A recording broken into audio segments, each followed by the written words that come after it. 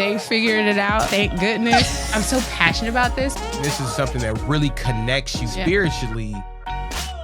Yo, welcome back to God Meets Therapy. It's your host, JP Speaks in the building. It's my beautiful wife, Dr. Io. And then we got a guest here, very powerful brother. I'm going to let him introduce himself. Yes, man. David Powertalk, certified motivational speaker, brother. I'm honored to be here, man. Yo, glad you came in today. Yes, hey, definitely. Good to see you. You made it back in town. Yo, tell us a little bit about yourself. Yes, well, David Powertalk, certified motivational speaker. I help people turn their pain into power. I work with athletes. I work with educators. I work with youth. Also entrepreneurs, but also anybody that really need to tap into mental resilience and understand that we all sometimes go through a dark place, but that dark place is sometimes needed to develop the best version of yourself. So I really want to inspire millions of people to be able to turn their pain into their power. No, for sure. So how did you get here? Right. I mean, everybody knows the hat. Right, So got you. Well, how I got here was pain, right? So, but how I became, we'll probably talk about it a little bit more, but how I actually became a motivational speaker is they invited me one day to career day to a school. I thought it was just a classroom. It was actually a whole auditorium. Oh, wow. And then when I walked in, I told my story. I remember a few kids came up to me and they was like, wow, like my dad is not in my life. My mom's is on drugs. I bounced from home to home. So I really resonated with your story. And at that point, that's when purpose kicked in. Because I tell people I never got into speaking for money. Right. I just got into it because I just was invited. But I love what happened. I love the changing of the lives. Yeah. And it just sparked something in me. I felt free. Yeah. So that's how it kicked off from that point. Yeah, But I'm sure the money didn't hurt, though. I'm sure the money didn't hurt. I like the money now. Like, now the bag is coming, so I love it. That's right. And you know what I love about being an entrepreneur is sometimes, or just going to some of these conferences, sometimes you just need to hear one word to change the trajectory of your life. Yes. You know, I mean, that is so, great. That even helped me a lot. Right. Even business-wise. Definitely. I heard son that made 90 bands and went to the bank. Yeah. From something we heard. Yeah. What's the mindset shift that turns pain into power? And how do you keep choosing that trajectory on your worst days? I started with gratitude. I start out being grateful for actually waking up in the morning and seeing another day. But I think a lot of us sometimes, we take for granted the word called life. That's facts. And the reason why I say that is because I run across a lot of people, their temperament, their, just how they approach life is not in a manner of, I'm excited for what I have, I'm grateful, and let me just give it everything I got. That's facts. And I was like that also too. Like we all know we got them days we just be like, we got our lip poked out, we're like, oh, here we go again. Like everybody got that. Everybody got that, right? But I realized, shake it off, man, because like now, of course, when I travel the world and speak, I see so many different people that's been through so many things or gone through so many things in their life. There's a saying I say that somebody is praying for your problems. Right. That means somebody would trade your life any day to have what you have. So at that point, I just realized, be grateful for where you are, but just don't get comfortable. Always strive for more, but be grateful for the door you have, and God gonna open a new door. God definitely will open that door up. And honestly, is my trajectory in life, or my road in life, I've realized that pain is honestly, it ain't punishment. It's preparation. Right. Amen. It helps us to get us on. I mean, it's just, and what I realize is everything is perception. Perception is reality. If you think this is bad, it's probably going to be bad. But if you think this is a stepping stone to get you somewhere, it's definitely going to do that. Yes. But also, I think that's hard right now with the day and age of social media, and you're seeing all the flashy, everybody with their best dress and their best cars, and no one's really sharing that behind the scenes. I was just telling Jason this morning, I talked to a group and people were telling their struggles. They were crying, they were tearing up. And I was like, wow, these are people I see every day and I had no clue. So I think you starting that path with that transparency about your story and your pain, it really releases that for other people to feel empowered to do it. Yes, Steph. I got a saying that, your story will release somebody else's purpose. Oh, that's fast. Oh, I love that. Yeah. Love that. That's dope. Definitely. That's dope. I mean, that is so true. I mean, sometimes that's just what you need to just become who you're going to become. Yes. To realize that you aren't in the situation that you're in, and that you can actually be and do better. Yeah, because you never know what somebody else is going through or what they've been through. So when they hear certain things, like for instance, I remember when I met you and you know, and just, you know, your accident, you showed me the car and everything like that. I was just like, wow, my God got his hands on him, you know? That's Big right. fact. Like got his hands A whole on knuckle you. on the face. Yes, you know what I'm saying? So when you hear stuff like that, see stuff like that, it inspires you, understand that he got his hands on you also too for you to be here right now. That's so right. that's why we got to keep going, because we never know the day that we leave here, because you couldn't pick the day you was born, you can't pick the day you leave, but you can make that dash amazing. Yeah. No, I agree. Love that. All right, so guys, so next time let's change trajectory or change directions a little bit. Everybody wants a breakthrough, but how do you train your mind to think that way, or to just change your thoughts to be in that trajectory? Well, first you have to manifest. What does your breakthrough look like? Right. See, a lot of people say they want the breakthrough, they want a breakthrough season, right? But they're not giving God details. That's facts. You just giving him a big picture. Oh, I want 7 figures. I want the house. Okay, but what is that thing that you need to do to get that breakthrough? Is it you becoming a better version of yourself, getting connected more with God? You work on your mental health, your physical health, your spiritual health. What are the things you need to do so that way you could be a better version of yourself to achieve certain goals? Be able now to get that top goal. Right. So sometimes we're praying for the big thing, but maybe you got to pray first for the small thing. Right. That's right. Those small, like it's enough bricks to make a house. You got to start one brick at a time, like Will Smith said. And you know, the interesting thing is people like to, you know, say, I'm waiting on God. Right. God says faith without works is dead. He right. said you can move these mountains. If you're not moving the mountain, he's giving you the power. You kind of have to do it. Right. That's right. You know, this pray, because I've realized that, you know, I've manifested and I put these things out that I really want in life, and the things continue to happen over and over and over and over. Right. And it's like, you know what's so funny? I don't want to say, but I was thinking this the other day. I was like, I wanted to see my friends the other day after my kids they had tryouts for sports. And it's like I honestly manifested them. Right. After the game, a total different side of town. Yes. I went a total different direction because they got some cinnamon rolls because that's what they wanted. Right. And I so happened to the timing was perfect to run in it. And people, they don't believe, but it's how does that happen? The perfect timing that, you know, something like that happens. But I think also too, you know, sometimes people are sitting in a waiting room and they really don't know what to ask for, to David's point. So I used to always pray, God, order my steps, right? Order my steps. I don't know what steps to take. I don't know what I want. I don't know my path. Like, help me, inspire me, lead me, guide me. So sometimes you really have to, like, to your point, focus on what those steps are. Yes. Yeah. Perfect example, or real quick, I remember it was 2021 or maybe 22. I can't remember.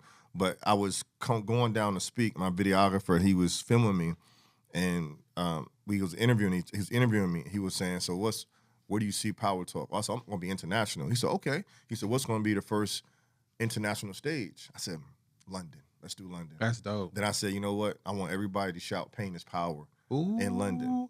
Exactly 2 years later, I'm sitting there in a sold-out room, the keynote speaker, everybody shouting pain is power in London. Wow. I had to manifest that. So when I manifest that, like she said, though, I had to take a lot of small steps in between to be ready for London. Because when I said I was going to go to London, I wasn't ready for London then. God gives you what you need. Right. Perfect timing. Yes, he does. Always He built me out. So when I got there, I was able to just blow down that stage. The whole room was in tears. No, I love that.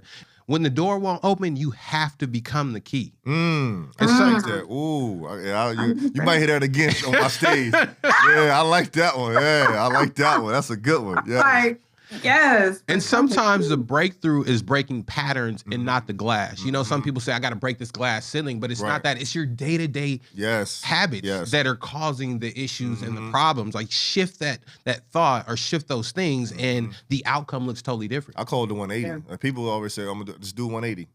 You got to be totally different than who you are every day. You got to, not saying who you are is bad, but if you do a 180 on certain elements of your life, it's just going to take off. It's so hard to do that 180. Yeah. You It's really so have to hard. be. And I think it's like, you have to master the moments. We talked about this in a previous episode. It's like people are wasting time, yet they want that 2-year London goal, right? I want it now. Like, immediate gratification has become our culture. It's become everything we do. So we want it now, but now we won't do the work. We won't do the pruning. We won't do the difficult. We talked about going to gym. I walk by my own gym every day, but I'm like, I want this summer body, but I'm not going inside my own gym. So I think we just really have to stop that immediate gratification need and goal and really master those moments and minutes. You know, being a entrepreneur or being in the limelight or just, you know, getting gratification in whatever field you're in,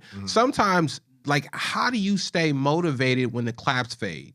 Or when the hype dies down. I mean, that mindset, it's like when an athlete's done playing sports, senior year, you get depressed. Like I definitely got a little depressed after my senior year playing ball in college. Like, how do you, what would you say to the people out there? I mean, just for instance, like when I went to London, it was a high, Super high. Like, I mean, you in London? I was the keynote at the Waldorf Hotel in London, right? Okay. So it was just like that, leading up to that moment, everything coming back. It's like I had to come up with that mentality. Like I remember Kobe interview when he was 2 up in the playoffs. He was like, "What did be happy about? Job ain't done." Right. He said, "But you just won 2." So I just I look at everything that you do in life, no matter what are you doing, keep telling yourself, job ain't done. Right. There's so much more you can do that you will do. Because even since I left London, I've done so much since then.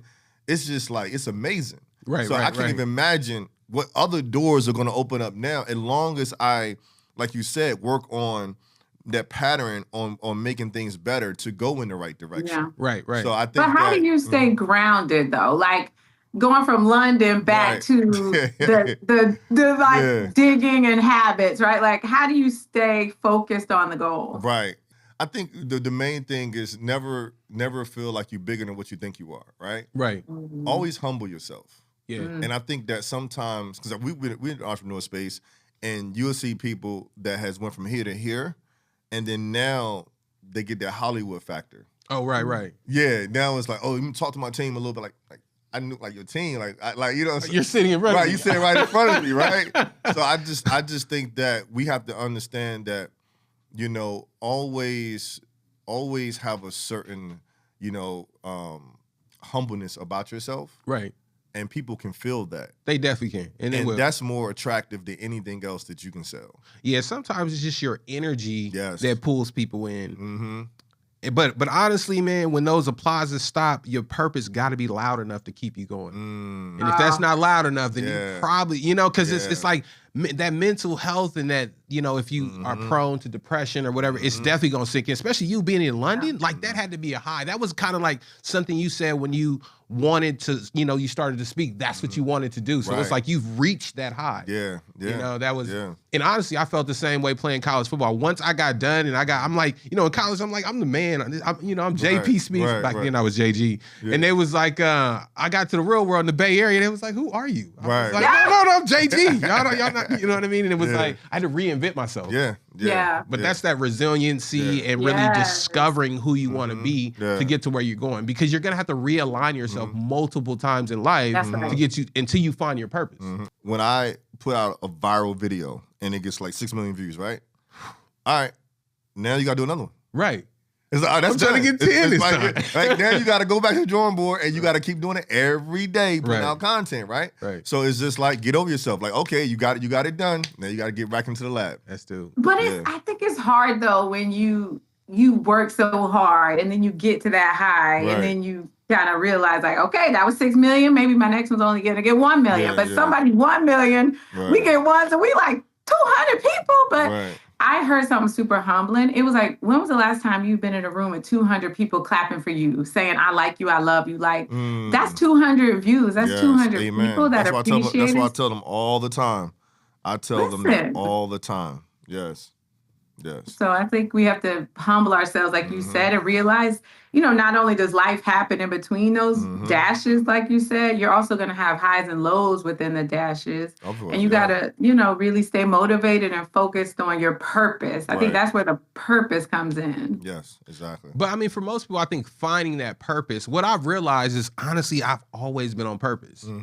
But even when I kind of left, I felt I left, it's like I've always realized that I've always helped people. I did behavior analysis, so that's training behaviors, that's teaching behaviors, that's teaching people how to stop doing what they're doing to do something better. And then I've always been, I've always read the Bible, and I've always been close with that. I've always wanted to help people do better. Even with the hemp industry, I mean, our products with healing and pain and anxiety, it's always been the same thing. It wasn't until that crash where God was like, yo, this is where you're going. But I've always been coming here. So I think with other people, they're on trajectory. They just have to take a bird's eye view. They have to look at God's eye view to see where they really are and what really aligns with who they are. Because I would do this. Did you say God's eye view? God's eye view? God's eye view. And that's what happened with me. Actually, my pain birthed my vision to my purpose. Wow. Because I was an entrepreneur. I was successful very young. So, I mean, I was just really trying to show off and show everybody looked at me because I felt like I was the black sheep of the family, right? Right. But I really didn't have no purpose. Like, I wasn't, I was selfish. I was really just all about me. Right. I was just, as I look back in my life, it wasn't a bad life, but I really wasn't purpose-driven. I had a caring heart, don't get me wrong. Right. But I had to go through my ups and my downs to really be like, okay, why are you really doing this? Right. What do you really want out of life? Can you tell us a little bit more about your pain journey or what that moment was for you? Yeah, of course. So a little bit of my backstory. My mother and my father was both addicted to drugs. My mother had to go to rehab. My name is David Solomon. Me and my father have the same name, but he wasn't really in my life. He was in and out of my life. So first I was living with his mother, which is my grandmother in a small town, trailer park, Henderson, North Carolina. Okay. Christmas Eve, I go visit my mom while she's in rehab in Newark, New Jersey. I get a phone call from her. I can't live there no more. Right. Abandonment. So then my grandmother on my mother's side, she had to raise me while my mother's in rehab. My mother finally got out of rehab. So my grandmother told me something very powerful. Everybody in the hood, they doing drugs, they doing this. Close your eyes, baby. That's sight. But right now I'm gonna give you a vision. And that vision was I just went on to high school. I went on to college, got my degree, became an engineer. And this was in the middle of Newark, New Jersey, right? Right. So I went from Newark, New Jersey to be able to become an engineer, corporate America for 3 years. Left corporate America, became a real estate developer. I made my first 7 figures in my 20s, lost it all, found myself in a garage with a bottle of pills, about to take my own life. And then God just spared my life. I left the old version of me and rebirthed a new version. I built back 2 companies. Then I became a certified speaker. So I had to go through all of those trials and tribulations to be able to find who I really am because, I had bit this juggernaut of this company. And then it was my first catastrophic downfall, and I didn't know how to deal with it. And I was literally in a garage, drop top Beamer, bottle of pills, water. I had the car running. I had the rope in there. I went to Home Depot and bought the rope. I used to keep the receipt to the rope to remind me, don't ever think about giving up again. Right. Like people didn't know this, right? So, and that's why I talk about mental health. Come from that, the resiliency to want to keep going and to rebuild and to, where did that come from? It just, I had to understand the value of life. Right. And I was taking it for granted. Right. Yes. And I remember when I had called the helpline and she came to my house. First, when I called her, she was like, well, let's make an appointment. She was like, well, do you need me to come now? I need you now. Right now. Like, yeah. I need you 20 minutes ago. In the middle of our conversation, I realized like it was like something just hit me. Like, what am I doing? Right. Like, like hold on. And then just like from that point, I remember I just started focusing on what I could do. Right. Okay, this is where I'm at. But what can you do with where you at? Right. And I just did that. And then as I started working on that and start blocking out, the problem and start focusing on the solution, then it gave me the confidence builder. And that's what we have to focus on is what can you do to build your confidence on who you are as a human being. Right. And then I start building that. And then, of course, my family that I had in my life, my kids, they never knew what I went through, right? Nobody really knew until I got on stage. I told my story. Wow. So I went through all of that by myself from that dark moment to build it back without anybody even knowing what I went through. Wow, you built some kings just them hearing that and knowing what their dad went through. Yeah, to just tell people like, listen, I was sitting there about to just in my life because I lost some money, lost some houses, lost some cars. And you can always get that back. And you can always get that back. You called somebody, right? You called a line, right? Yes. People think this thing is just infomercials, right? Or TV or for show, but those lines, I've gotten trained on lines. I've trained people on those lines. They are powerful. But if you don't want to call a line, phone a friend. Phone a friend and say, you know what? I'm not feeling good tonight. Can we kick it? You don't never have to just tell them exactly what you're going through. But the fact that you reached out, I commend you for that, because that's what we in the field pray that people will just stop in those moments. Just give it a second and reach out or pivot, right? Yeah. So I commend you for that. Right. And you know what else I've noticed, that what you were saying is, besides changing your mindset, you were aligned. Right. That's one of the biggest things. You start aligning your life and really looking at what's going on here. What's these problems? What do I need to do? And how do I need to go? It's like you started from the end and worked your way backwards to get to where you're going. Now that I did that, I'm going to give you a little bit more detail about how it kind of got to that catastrophic point, and even how I had to break down certain elements of my life and rebuild it because of past situations, right? Now I look back at it, there was a lot of past trauma, past things passed on down to me, or I went through, that led up to the moment of me going through those dark moments, right? Because when you come from a household that's a little dysfunctional, you don't really have a mentor, a father's not there, you don't see certain things or taught certain things to do or not do. Right. You're learning by trial and error. Yeah. And what happens, you don't realize the things that you witness, the things you're a part of, it now becomes part of you without you even realizing that. Right. So maybe some of my, the anger that my dad had, maybe, some of... And that definitely trickles down. Yeah, it does. So you witness that, you feel that, and now it's part of you, even though you try to fight and say it's not part of you. Right. But it really is. So I had to realize, like, where did I get this? Why did I get this from? Like, how did I... decide to make certain decisions because of X, Y, and Z. Right. It's because I was exposed to something negative and I allowed it to seep in, and I wasn't trained or taught how to convert that to something positive, or don't do that. This is what you need to do. But you know what I love? You were actually cognizant and aware that those things were happening. You were open-minded enough to want to change and become something different. And you created the habits to be able to do that. Right. I mean, that's a lot in it. So one of those is a lot. But to be able to do that for yourself, and now honestly, you got ChatGPT to help you with that. Exactly. Exactly. Like, what do I need to right. What do I need to do to but that's, I mean, I definitely commend you for all that. What do you think, Dr. Al? Yeah, I mean, I think the biggest thing we could do is try to be introspective and insightful about ourselves and what we're bringing to situations, or, our genes, our makeup, our patterns, our habits. Like, how are we showing up in the world? Not just reacting to everything. Everything's somebody else's fault or the world's fault, or I have bad luck, or, he's doing this because he's got good luck, or he was rich, or right. So we always make it seem like someone else has the power, but it's either God or us, right? That's it. We have to really realize, in God and in us, we have the power and authority to take control and make our own decisions. And we have to be insightful about what that looks like. And like you said earlier, that 180 could just be thinking different every day, just doing one little thing different. One little small thing every day. No, I love that. That was great. That was great. So what's the cost of mental strength nobody talks about? So what do you think that's really going to cost you to, I mean, is it going to cost you time, energy? Are you going to feel like you're losing yourself? It's going to cost you to disconnect from people and situations in your life that you thought you needed. Right.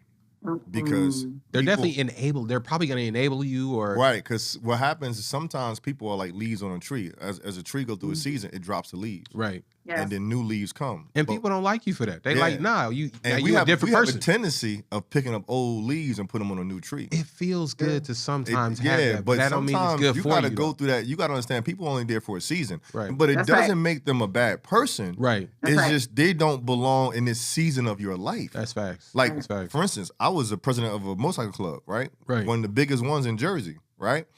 I used to throw Super Bowl parties. My house used to be packed with people. Bashes. Ask me to this day if any of them have come to my conferences or supported me, or maybe like one shared a video or something. Right. There's one guy, DJ Still, he always support me. One Leon Brown. But outside of that's really it. But I don't look for that support. I look for the new people like yourself in this season that I need to now open up new doors for other people, because our connection now is going to open up a new door for other people that didn't know us by our connection. Right. So that's why it's important to collaborate, network, and to embrace new people in your life that's on your same path. No, that's Yeah, but sometimes it doesn't feel good or feel comfortable to step outside of what I call sometimes those trauma bonds, right? Like the people that went through it with you, you get a little survivor's remorse. You feel like, am I acting like I'm too good to be with certain people or that? But really it's just like you said, like everybody's not necessarily meant to be with you in every season. And it could be family. Sometimes you got to cut family off. Exactly. Sometimes it could be your romantic partner, right? Like you were with me in that season and you're not sharpening me. We're not growing together. So I think people really need to reevaluate, what does my life have to look like to maintain the habits and mindset that I need to have to reach my goals. Yeah. And honestly, everybody sees the glow up or you blowing up, becoming this person. They don't know what you actually went through. They don't realize that mental strength is built in silence. They don't know all the work you had to do. Just like people see people on social media like, I'm going to be popular. I'm going to be this person. But they don't see what happens in the dark nights and when you're sad and when you really got to push yourself to be somebody else. Yeah, that's like last week, right? I had to speak almost sometimes every day or twice a day. And I went from North Carolina. I went to New Jersey, back to North Carolina. Then I went to San Diego to Las Vegas, back to Jersey. So these are this was like in 7 to 8 days, right? Yeah.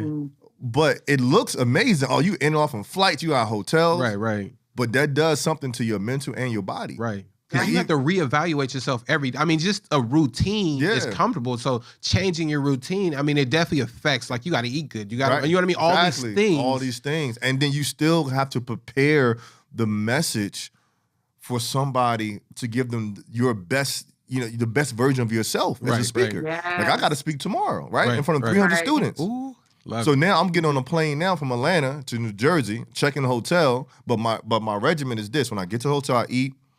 I'm blocking out a few hours, and I'm just only focusing on my keynote. Right. That's it. Phone on airplane mode, Kobe mode. I'm just locked in. That's dope. Right? That's dope. And that's it. Because now it's just like, you have to treat every opportunity like it's the first opportunity. And I remember the first time I spoke, remember I told you? I hated it. Right. I was like, that wasn't it. This is it. But the second time I went and spoke, I went to my alma mater, I went to my middle school that I actually left. When I tell you I was on 3 hours of sleep, I prepared that night, that morning. I was researching speakers. I brought in t-shirts. I brought in a DJ. When I tell you, that school was like, oh my God, you are amazing. They brought me back for the keynote like twice for the graduation, right? Wow. But what I realized is that, there's a saying, right? Lack of poor preparation is poor performance. That's right. But great preparation, great performance. I love that. Love that. That's I think people try to skip through that, right? Yes. They're like, oh, I'm the best, right? But Kobe didn't stop, right? The greats, when you look at what they have in common, they going. Really, truly keep going, keep training, keep looking for new opportunities to be better, the newest and greatest, training, and we got to do the same things with our mind. I talked a little bit about this, and one of us said, like, you got to be reading, you got to be educating yourself, trying to sharpen your techniques. Like, you can't just rest on talent, right? But a lot of people try to do that. Yeah. And, honestly, you never know whose life you're going to change. And you're not going to see it. Just know. Yeah. So you have to bring your A game every time you're up there talking. And even though we had bad days, this is, people think it's something I'm doing for money or something I'm doing just to encourage people. But really, this is a life-changing thing. No, it takes a lot to get in front of people you don't even know. Right. And just pour into them. And you might get booed. Because what happens is this, you have to tell yourself this. Everybody's not going to be connected to your message. You're going to be looking in the audience, and some kid going to be sitting there asleep. Some kid going to be on his phone. But then there's going to be one kid looking at you the whole time you speaking like, wow. Just like this. And I tell speakers, when you find that one person that's locked in your message, you keep going back to them in that eye contact. Right. That's going to boost your morale. It's like when you play football, right? Yep. When when the crowd's in there, chili's going, and you doing it, your adrenaline rushing, you doing it, right? Yep. But when you at a away game and everybody booing you, they don't want you to win, you got to find a way to tap into something else That's to facts. still keep the momentum going. That's facts. It's the same scenario. But honestly, I realize, especially working with this younger generation, they may not look like they're paying attention, But they really they are. actually do. Yeah. I mean, those because gems sink they don't in. want to show that they're doing it. Right. But It Yeah. doesn't look cool. Yeah, they don't look doesn't look cool cool. to do it. Yeah. Right. Mm-hmm. And But they know. I don't know if you know, I was a child psychiatrist, so she works with, the Yeah. juveniles sometimes. I mean, she's seen some tough cases. Yeah. People are like, why do you work with kids, juvenile detention? They're bad. They're whoop murderers, whatever. And I'm like, look, there's that one kid Mm-hmm. who, if I could plant a seed, right? Yes. I'm not even trying to Yeah. change his life today or her life today. If I could plant Right. a seed that they could think about, remember what that doctor Mhm. told me 8 years ago, 4 years, that's what I'm trying to do. It's like Mhm. you speaking. I lock in on that one who Mhm. seems to be like, Yes. okay. Mhm. I've had so many kids come back to me like, you really changed my life by just listening to me, by treating me like a person, like a human Yes. and not a number. So I think we really have to stop trying to be that $6 million, Right. thing or that Yeah. 6 million views, and Yes. really say, how can I just look at the person in front of me or somebody Mhm. that I can touch, right? Mhm. It's impactful. Definitely. So before we wrap this thing up, what's one thing you can say to youth to inspire them, or for the entrepreneurs or somebody striving to be, to get to the next level? I Or would even say- someone in corporate America that might be, Right. struggling And I- or looking and I- to make a change like you did. Yeah, I think this slogan is going to resonate with everybody. We were born looking like our mom and our dad, or maybe both, or maybe one or the other, right? Right. But at the end of the day, when you leave this earth, you can look like your choices. Oh, that's dope. So you have to ask yourself this, and this for everybody that's listening right now. What choices are you making today to have a better future? So that way your legacy is saying, man, that person, they did some amazing things. Or did that person let you down?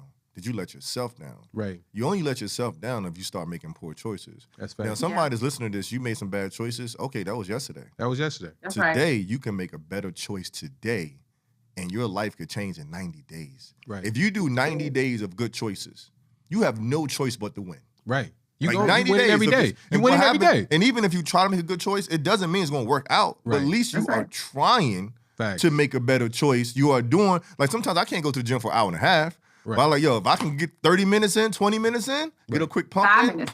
I got it. I get it. Right. But then the days I can stay there for like an hour and a half and really work out, then I would do that. Right, But right. however, you still have to make a choice to try your best. So I would tell anybody in corporate, any youth, anybody listening to this right now, it don't matter what age you are right now, you have the opportunity to make your dash amazing by just trying to make better choices.